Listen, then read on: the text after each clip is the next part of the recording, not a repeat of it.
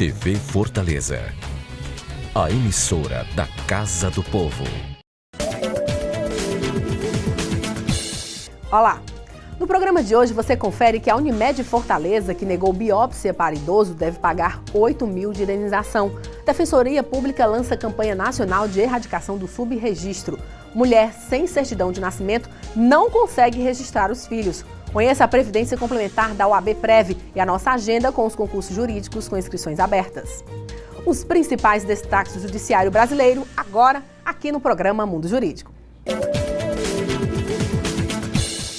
Em alusão ao Dia do Defensor Público, celebrado no dia 19 de maio, a Defensoria Pública do Estado do Ceará levou o projeto Defensoria em Movimento para atendimento na comunidade do bairro Vila Velha. Os atendimentos aconteceram no Centro de Integração Social.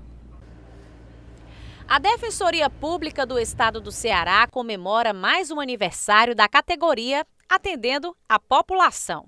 Através do projeto Defensoria em Movimento, o órgão levou seus principais serviços aos moradores do bairro Vila Velha, uma atividade que integra a campanha nacional, chamada De Onde Existem Pessoas, Nós Enxergamos Cidadãos, defensoras e defensores públicos pelo direito à documentação pessoal. O propósito da Defensoria Pública é estar cada vez mais perto da população, fazendo com que a Defensoria seja cada vez mais uma verdade, uma realidade na vida das pessoas que precisam dela, porque só sabe realmente a importância da Defensoria Pública, a importância de um defensor, quem precisa dela. E foi para resolver uma pendência referente ao tema da campanha que o Jocélio compareceu à unidade móvel. Meu nome tá errado, meu nome é José Mendes Barbosa. E lá no cartório tá José Mendes da Silva e eu não consigo tirar a identidade. Aí tá um negócio muito complicado para mim, né? Andei lá na defensoria, lá perto da Uniforma, mas nada ainda. Aí eu vou tentar resolver aqui, né? Durante as atividades também serão repassadas orientações referentes ao mês denominado de Maio Verde, que pretende orientar a população sobre a importância do registro de nascimento. O bairro Vila Velha foi um dos escolhidos porque, de acordo com a FUCI, que é a Fundação da Criança e da Família Cidadã, é um dos 3 daqui de Fortaleza que possui o menor índice de pessoas que retiraram o documento. Nós nascemos com certidão de nascimento e morremos com certidão de óbito. E no meio desse caminho, nós temos várias relações jurídicas, sejam elas familiares, sejam elas comerciais, sejam elas possessórias, de propriedade. Então, aqui nós temos ações de alimentos, ações de investigação de paternidade, retificação de registro, consumerista, regularização de propriedade, como uso capião. A Unimed Fortaleza foi condenada a pagar indenização por danos morais no valor de R$ 8 mil por recusar biópsia a um idoso com suspeita de câncer. A decisão do juiz Zanilton Batista de Medeiros, titular da 39ª Vara Cível do Fórum Clóvis B. Vilacqua, foi publicada no Diário de Justiça no dia 14 de maio. Configurou-se o dano moral na medida em que presente violação a direito da personalidade, pois o autor sofreu inegável aflição com a possibilidade de estar com câncer de próstata e precisar iniciar um tratamento com brevidade. O princípio da legalidade, princípio máximo do direito penal, encontra-se em crise no ordenamento brasileiro, que, principalmente por parte do Legislativo, é alvo de medidas imediatistas e emocionais para trazer à sociedade uma falsa sensação de justiça. E para falar sobre legalidade, nós conversamos agora com o advogado e professor de Direito Penal Bruno Queiroz, que apresentará à comunidade jurídica seu livro A Crise da Legalidade Penal no Constitucionalismo Contemporâneo, no próximo dia 6 de junho, a partir das 19 horas, na Livraria Cultura, em Fortaleza. Doutor Bruno, é um prazer tê-lo novamente conosco aqui no estúdio. A honra é minha, meu caro, sempre minha. Inicialmente, eu gostaria que o senhor falasse um pouco de como surgiu a ideia, de criar, de lançar essa obra. Ela, na realidade, é tese de seu doutoramento em Direito Constitucional? Exatamente. Eu sou advogado criminalista, então eu tenho vivido na pele toda essa realidade de agigantamento, digamos assim, da legislação penal. Um direito penal, nós percebemos que invade explicitamente as áreas que são reservadas para outros ramos do direito civil, direito administrativo, direito tributário, e com uma eficácia muito baixa. A verdade é essa, né? Porque como é que você explica para o cidadão que nós temos uma legislação penal enorme, uma legislação penal que abarca praticamente tudo e a criminalidade só aumenta. Como é que você explica para o cidadão médio que nós temos 700 mil presos e a criminalidade só aumenta? Então tem algum aspecto aí equivocado. Lei não falta. Lei não falta. E são muitas, né? E sempre o movimento, Hervelt, é sempre para aumentar as penas e para criar novos tipos penais. Isso é o que é chamado de inflação legislativa. Exatamente, é a chamada inflação legislativa penal. Interessante que quando o senhor fala de que o direito penal ele está entrando em outras áreas que, pelo menos, deveriam ser reservadas para a área do direito administrativo, direito tributário, do direito civil. Então, isso quer dizer que o direito penal não está cumprindo a sua missão? Não está cumprindo a sua missão. Por quê? É um princípio muito importante no direito penal, e, aliás, todos os princípios do direito penal, inclusive a legalidade, claro, eles existem para limitar o direito penal. Não exemplo do princípio da intervenção mínima, exatamente, da fragmentariedade. Exatamente. O que diz a intervenção mínima? O direito penal é a última ratio, é a última razão. Somente se não for possível aos outros ramos do direito, por exemplo, o direito civil, o direito administrativo, se não for possível a esses ramos do direito equacionar aquela demanda, aí é que o direito penal deve intervir. E o que nós estamos presenciando é justamente o contrário, é o direito penal se agigantando. Verdade. O direito penal tinha que ser aplicado de forma subsidiária. De forma subsidiária. Por exemplo, hoje o direito penal ele invade a seara do direito administrativo. Se você pegar a lei de crimes ambientais, grande parte daquelas condutas são ilícitos administrativos, com um grau de indeterminação muito grande, porque a conduta não fica explícita, né?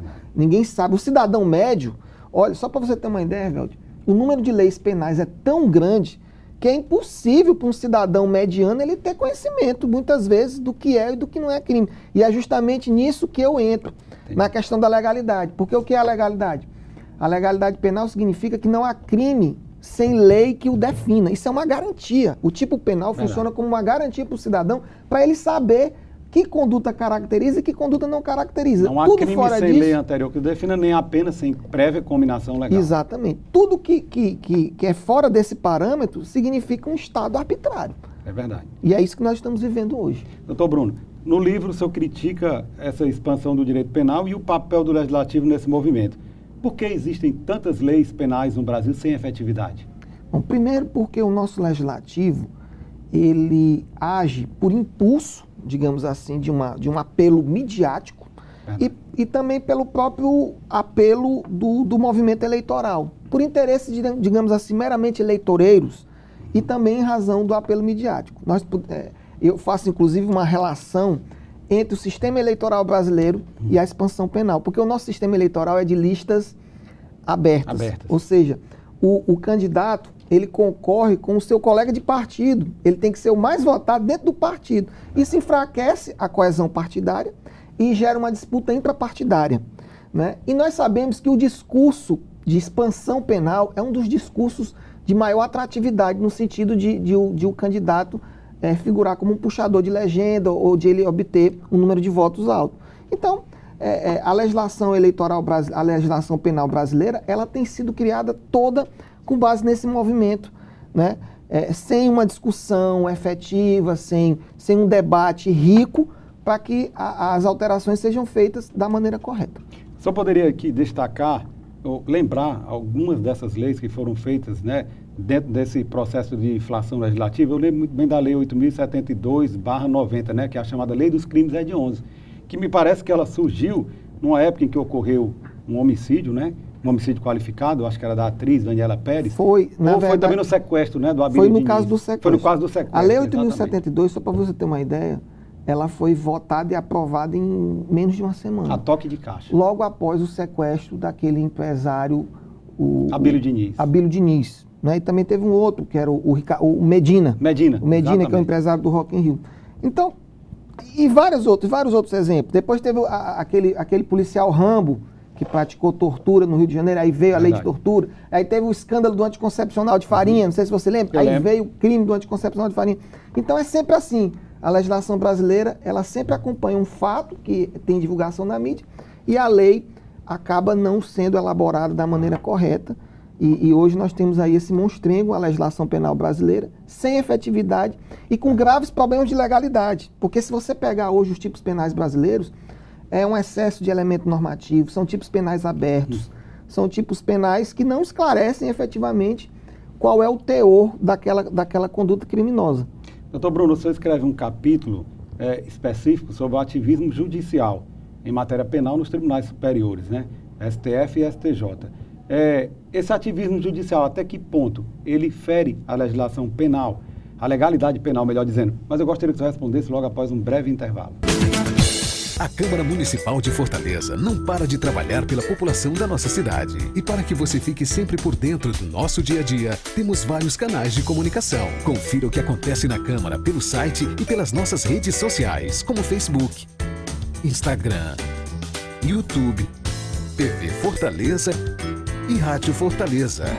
Acesse, comente, assista, participe. A casa é sua também. Câmara e você, juntos construindo uma Fortaleza melhor. Nós voltamos a entrevistar o advogado Bruno Queiroz. Bruno, no capítulo anterior, a pergunta que ficou no ar foi sobre o chamado ativismo judicial no âmbito dos tribunais superiores, STJ e STF. Até que ponto esse ativismo judicial acaba ferindo o princípio da legalidade? Olha, esse ativismo, Evelto, ele é extremamente negativo para a legalidade penal. Primeiro porque o princípio é muito claro, não há crime sem lei anterior que defina. Quem tem o papel de definir a política criminal no país é o nosso legislativo. E a cada 4 anos nós temos a oportunidade de fazer essa mudança. Se nós não estamos satisfeitos, nós podemos fazer essa mudança. O judiciário, ele tem um papel muito importante de solucionar os conflitos, né, os conflitos de interesse na questão penal, mas ele não pode invadir essa seara da política criminal. E o que nós temos visto hoje no STF e no STJ é justamente isso, é o Poder Judiciário se imiscuindo nessa política criminal, legislando, fazendo analogia em Alan Partem, aumentando a rede de punitividade, como se isso fosse a solução, que na verdade a gente sabe que não é. Né? E me parece um grande equívoco. Né? E justamente na tese eu trago um estudo de casos, tanto no STJ quanto no STF, de situações em que os tribunais legislaram praticamente em matéria penal, passando por cima da decisão do legislativo, o que é um grande erro. Bruno, como o senhor analisa essa recente decisão do Supremo Tribunal Federal de relativizar o princípio da presunção da inocência para permitir o cumprimento de pena privativa de liberdade após o julgamento em segunda instância? Esse é mais um exemplo do ativismo judicial? Esse é um dos estudos de caso que eu aponto no meu último capítulo, que trata justamente do ativismo judicial. Né? E me parece que é um ativismo muito negativo, porque quando se fala em ativismo, por exemplo, em que você cria um direito, né? Você legitima uma situação, você pega uma situação para você legitimar, porque o legislativo não tratou dela, mas criando um direito, você pode analisar esse ativismo com bons olhos. Mas um ativismo em matéria penal para prejudicar o direito de liberdade, para ferir o princípio da separação de funções e ferir a legalidade penal, isso nós não podemos admitir, porque não é o papel do legislativo definir a política criminal do país. Esse papel, não é papel do judiciário definir a política criminal. Esse papel de definição da política criminal é do legislativo. Então, me parece que nós podemos até achar que é correto que haja essa alteração para que haja o cumprimento da pena após a segunda instância, mas isso tem que ser feito da maneira certa, ou seja, uma alteração legislativa, ou no Código de Processo Penal, ou de repente alterar a Constituição Federal, para quem acha que é possível alterar, se não for uma cláusula, em matéria de cláusula pétrea, uns entendem que não pode nem ser alterado. Mas, enfim, o certo é que não poderia o Supremo Tribunal Federal fazer do jeito que fez. Me parece que foi um grande equívoco e, é como diz o ditado, jogou para a plateia. Não é esse o papel do tribunal. À primeira vista, além de ferir o princípio da separação dos poderes, como o senhor falou, me parece que fere o próprio princípio da presunção da inocência, né, que está lá no artigo 5º da nossa Carta Magna, que, a meu ver, é sim uma cláusula pétrea, né? Ou seja, o papel do Supremo Tribunal Federal é resguardar, é proteger a nossa Constituição. Quando ele traz uma interpretação dessa, me parece, a priori, de que ele está desrespeitando a Carta Magna, não é verdade? E mais, ainda que houvesse uma dúvida de interpretação, você sabe muito bem, em matéria de direitos e garantias fundamentais, a interpretação tem que ser aquela que maximize o direito. Verdade. Tem que ser aquela que faça valer o direito. E essa interpretação que o Supremo Tribunal Federal fez foi totalmente contrária ao que está previsto no texto da Constituição. Doutor Bruno, na sua opinião, quais são os rumos do direito penal no Brasil? O senhor acredita que haverá uma reforma do Código Penal brasileiro? essa reforma está tramitando a passos lentos, né? Já são quase 10 anos de tramitação. Em 2012, houve uma comissão de juristas que apresentou um projeto péssimo, um anteprojeto cheio de erros de forma, de conteúdo. Mas ela já vem se arrastando há uma já década. vem se arrastando. A tendência é que seja feito um novo relatório da parte especial e da parte geral, que está sendo conduzido pelo senador Anastasia, do PSDB, e eu entendo que deve ser feito um novo projeto, porque o projeto é tão ruim que não tem como se fazer um remendo nele, tem que se começar tudo do novo para apresentar uma proposta numa legislação que geralmente permanece aí por décadas com influência na vida da população brasileira. Então é muito importante que as pessoas conheçam, porque o que eu tenho visto é só duas coisas: aumento de crimes e aumento de penas num sistema que já está totalmente falido, autofágico, em que as pessoas vão cumprir pena no sistema penitenciário e saem de lá para cometer novos crimes. Você acompanhou no mês passado, 2 delegados federais foram assassinados por pessoas que estavam cumprindo pena e que saíram para cometer crimes. Então, isso é a prova de que o sistema penal brasileiro, se você pegar tanto o direito penal como o processo penal brasileiro, é preciso uma alteração urgente para que haja uma comunhão de esforços e que nós apresentemos uma resposta efetiva para a população brasileira. Bruno, o tempo realmente voou, nós estamos chegando ao final da nossa entrevista. O programa Mundo Jurídico agradece a sua presença e abre agora espaço para as suas considerações finais. Bom, eu gostaria de convidar todos, né, inclusive você, esse aqui já é o seu exemplar, para no próximo dia 6 de junho, quarta-feira, às 19 horas, na Livraria Cultura, nós vamos apresentar essa obra Sociedade Brasileira com um talk show rápido e depois haverá um coquetel para todos os convidados. Então, aguardo todos que tenham interesse no tema para o lançamento do livro. Obrigado. Ivelise Maia. Você sabia que o registro de nascimento é muito importante para os atos da vida civil? Sem ele, não há possibilidade de emitir a certidão de nascimento, logo a pessoa não consegue expedir o RG, o CPF, a carteira de trabalho, além de não ter acesso aos serviços públicos disponíveis, tais como postos de saúde e também educação. Para alertar sobre o tema e trabalhar pela erradicação do subregistro, a Associação Nacional dos Defensores Públicos lança a campanha nacional Onde Existem Pessoas, Nós Enxergamos Cidadãos, defensoras e defensores públicos pelo direito à documentação pessoal, em celebração ao Dia da Defensoria Pública, comemorado no dia 19 de maio. Durante todo o mês chamado Maio Verde, serão realizadas diversas atividades, sendo no Ceará prevista uma semana de atendimentos à população de Fortaleza dentro do Defensoria em Movimento, um programa itinerante da instituição. Agora vamos falar de uma situação no mínimo curiosa. Antônia Marília Menezes Cavalcante é o nome completo da assistida que procurou a Defensoria Pública do Estado do Ceará. O seu nome é esse, mas poderia ser qualquer outro sobrenome, outro prenome e outro registro. Isso se dá porque Marília nunca teve documento algum. A jovem nunca foi registrada no cartório, seu nome e sua identidade não existem para além dela mesma. Por causa dessa situação da dona de casa, ela não tem certidão de nascimento, carteira de trabalho, RG ou CPF. Ela diz que nunca priorizou sua documentação e que nunca teve dificuldade alguma por causa disso. O cenário para Marília, todavia, mudou em 2016. A jovem teve seu primeiro filho e não conseguiu registrá-lo. Esse ano, Marília teve seu segundo filho e a situação foi a mesma. Ela diz que não consegue levar eles na creche, no hospital e nem sequer ser vacinado. Tudo porque não tem um documento. Hoje, quando um deles fica doente, ela diz que leva a rezadeira e alimenta bem. Tem dado certo, segundo ela, mas não pode confiar apenas nisso. A Previdência Complementar fechada no Brasil vem crescendo a cada ano. O brasileiro percebeu que é preciso pensar no futuro, poupar hoje para ter qualidade de vida amanhã. Na prática, os planos de previdência complementar funcionam como uma poupança. É um investimento de longo prazo e uma forma de investir bem flexível e transparente, em que você pode acompanhar através dos seus extratos a rentabilidade de seus investimentos. Formar uma reserva financeira para realizar um sonho e planejar uma aposentadoria segura a longo prazo, além de uma renda para caso de invalidez e uma pensão paga aos seus beneficiários caso ocorra alguma fatalidade. Esses são os principais objetivos de quem já aderiu ao plano de benefícios previdenciários do advogado OAB Prev Ceará. 30 anos da Constituição da República Federativa do Brasil ganha destaque em livro sobre o parlamentarismo. A obra oferece uma reflexão sobre a reforma do atual sistema de governo e defende o parlamentarismo no Brasil. E para falar sobre o tema, nós recebemos agora em nosso estúdio o autor do livro, Parlamentarismo no Brasil em 3 perspectivas, a realidade do ontem e contraste com o hoje, a projeção para o amanhã, o mestre em Direito Constitucional pela Unifor, Luiz Lima Verde. Doutor Luiz, é um prazer tê-lo aqui em nosso estúdio. Obrigado, Elbert, o prazer é meu. De antemão já agradeço o espaço e a atenção.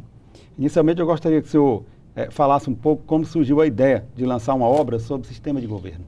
Bom, Elbert, esse livro ele é fruto de uma pesquisa científica, é a minha dissertação de mestrado com alguns incrementos e também é fruto de uma inquietação minha enquanto pesquisador, na medida em que nós estamos talvez vivendo hoje a maior crise política desde a redemocratização do Brasil. E o nosso sistema presidencialista, na minha visão, ele já há algum tempo vem dando sinais de fadiga e de saturação. Então, nesse cenário, eu me senti estimulado a escrever este livro, propondo uma revisão, pelo menos no campo acadêmico, darmos início a um debate, para quem sabe depois um aprofundamento, sobre uma possível reforma no sistema de governo, trazendo essa opção parlamentarista, ou mais especificamente o semiparlamentarismo, como uma possível alternativa. O senhor acredita que existe viabilidade jurídica e política para a adoção desse sistema no Brasil? Com certeza. É importante essa pergunta que você me faz, porque não adianta estudarmos só uma dessas vertentes, a viabilidade jurídica, se ela houver e não houver a viabilidade política, não adianta e vice-versa. Então o livro, ele aborda esses 2 percursos. Então, do ponto de vista jurídico, eu defendo de base com fundamentos jurídicos muito seguros, eu defendo que o presidencialismo não é uma cláusula pétrea na Constituição, não é uma cláusula pétrea. E isso já daria a viabilidade jurídica para a proposição de uma emenda constitucional tendente a substituir o presidencialismo pelo parlamentarismo.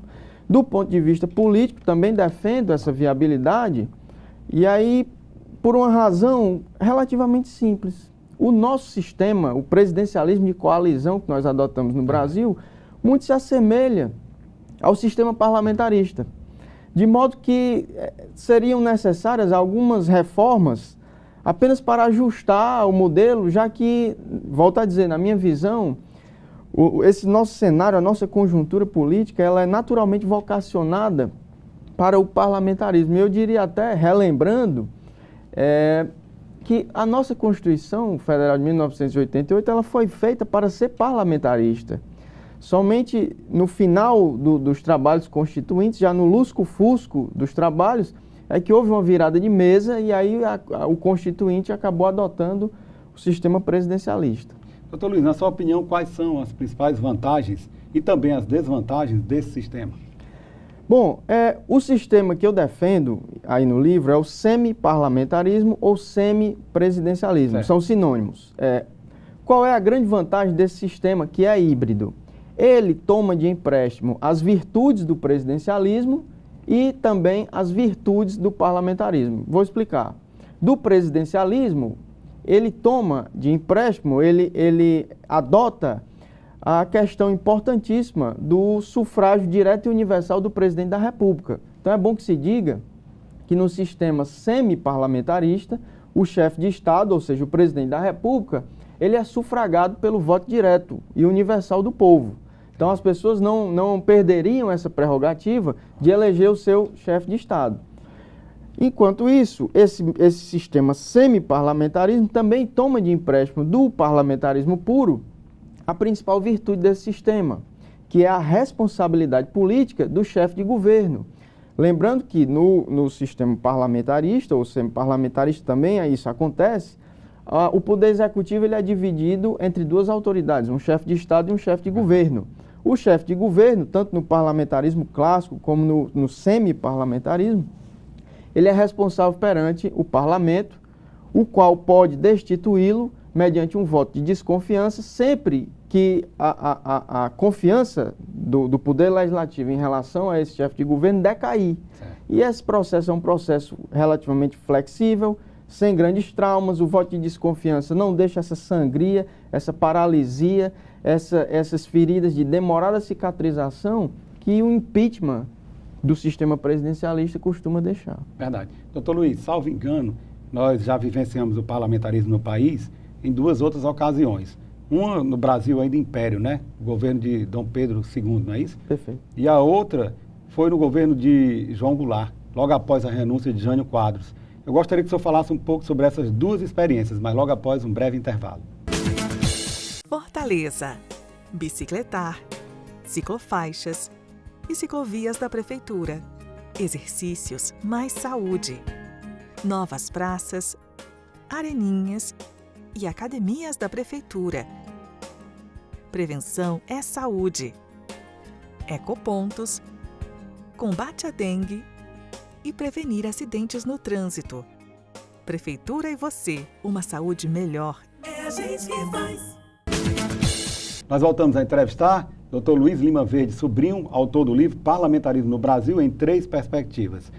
Dr. Luiz, a pergunta que ficou no ar no bloco anterior foi sobre as 2 experiências já vivenciadas aqui no Brasil do sistema de governo parlamentarista. Uma foi ainda no Brasil Império, no governo de Dom Pedro II, né? E o outro foi logo após a renúncia de Jânio Quadros, no então governo de João Goulart.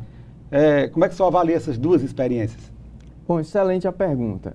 E isso é tratado no livro na perspectiva do passado, a realidade do ontem.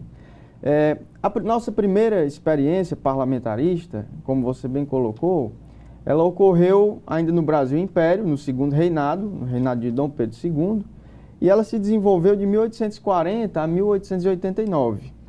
Os registros históricos, os cientistas políticos que se debruçaram sobre esse período, reputam como sendo uma experiência bastante exitosa. Bastante exitosa. Foi, na realidade, a nossa verdadeira experiência parlamentarista.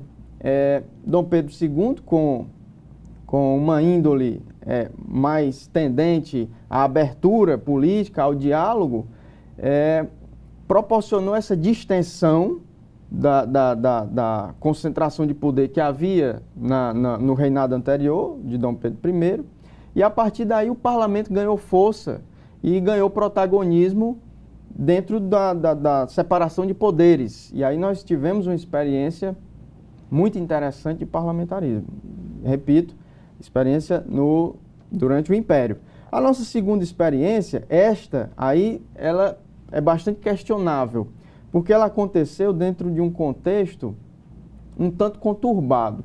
Com a renúncia de Jânio Quadros, em 1961, poucos meses depois da posse, houve o veto militar à posse de João Goulart, por supostamente ter envolvimento e simpatia com o Partido Comunista da Rússia, da China. Por sinal, Jango encontrava-se na China, quando houve a renúncia de Jânio Quadros. Então, essa pseudo-solução foi adotada para que permitissem a posse de João Goulart numa situação em que ele presidiria sem governar. Foi uma imposição militar. Isso já foi a antessala do golpe, que seria dado em 1964. Então, nessas circunstâncias, foi uma experiência fadada ao fracasso. Um parlamentarismo estropiado, amorfo, né? Basta lhe dizer que, embora houvesse a prerrogativa constitucional do primeiro-ministro, do presidente da República, João Goulart, escolher o seu primeiro-ministro, esse direito nunca lhe foi dado, de modo que o parlamento impôs os 3 primeiros ministros que nós tivemos nesse período, que foi Tancredo Neves, Brochado da Rocha e Hermes Lima. Então, uma experiência bastante confusa, uma experiência deturpada e que ela não serve de parâmetro para uma reflexão a respeito de uma guinada parlamentarista hoje. Doutor Luiz, um aspecto interessante da obra também é que o senhor ressalta como o Brasil tem tentado resolver suas graves crises políticas. Na obra o senhor ressalta que, infelizmente, a solução adotada pela pátria tem sido impeachment, golpe, suicídio, né? Queria que o senhor falasse um pouco sobre essas políticas, né, adotadas no Brasil. Bom, é uma constatação histórica. Se você fizer um levantamento ao longo da nossa experiência presidencialista, desde 1889, como é que o Brasil tem tentado resolver as suas graves crises políticas, né? Com soluções ou pseudo-soluções um tanto traumáticas, quais sejam golpe de Estado, como você bem colocou, renúncia, impeachment e suicídio. Basicamente, estas foram as soluções adotadas para os momentos de grave convulsão política no país. Todas essas soluções, algumas institucionais, outras não, deixaram um clima de sangria, uma paralisia institucional, demorada cicatrização. Verdade.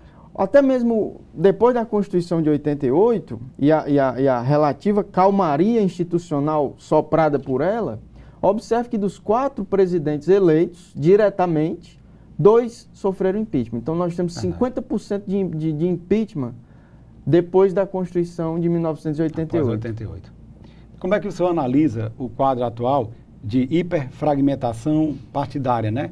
Hoje nós temos aproximadamente 30 siglas no país. Esse é um grande desafio, quer seja para o presidencialismo, quer seja para o parlamentarismo. Qualquer que seja o sistema de governo, trabalhar num cenário de estilhaçamento partidário desse é um desafio, eu diria, quase impossível de ser superado. O que acontece? O parlamentarismo, e aí eu defendo isso está no livro, ele é mais vocacionado para o pluripartidarismo, e eu já explico. Enquanto que o presidencialismo, nem tanto.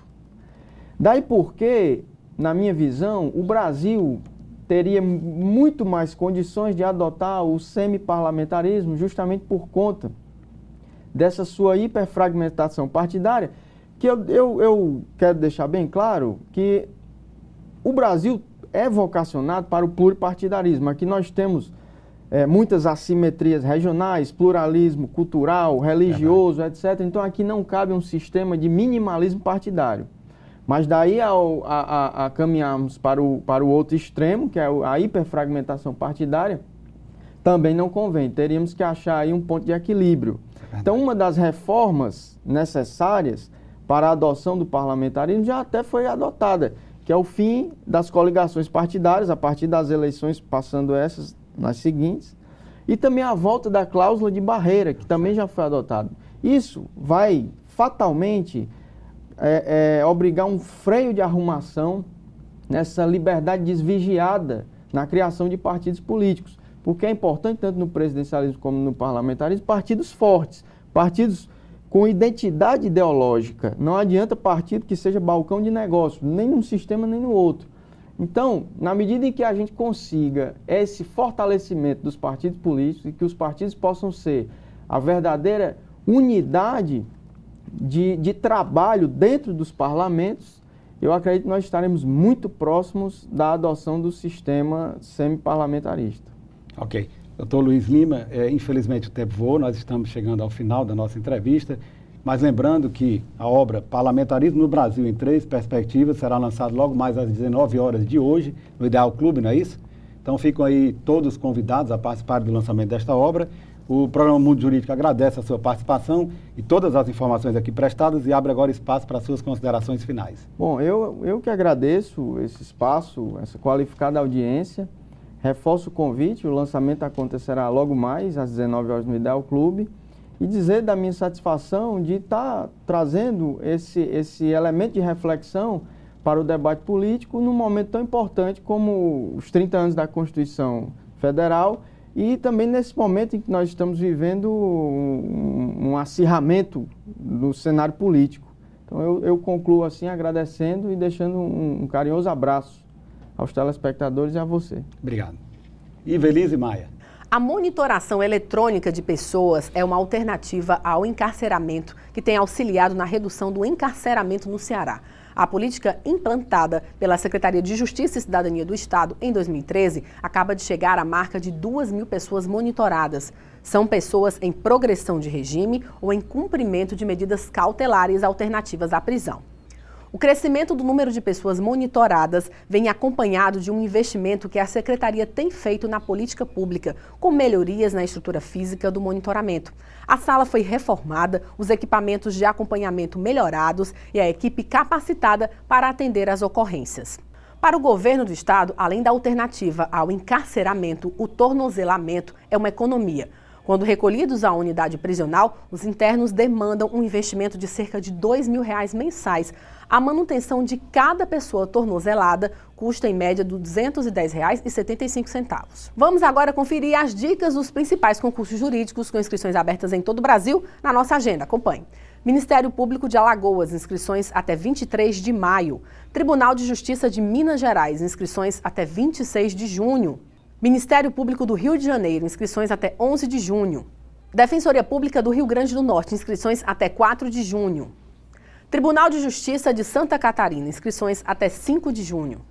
E a gente fica por aqui. Acesse a página do programa no Facebook, no Instagram e assista todos os programas no nosso canal no YouTube.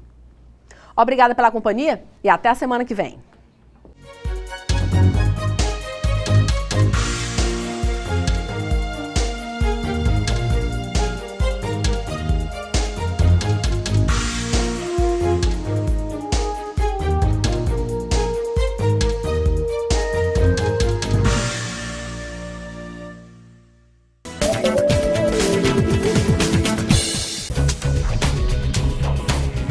TV Fortaleza, a emissora da Casa do Povo.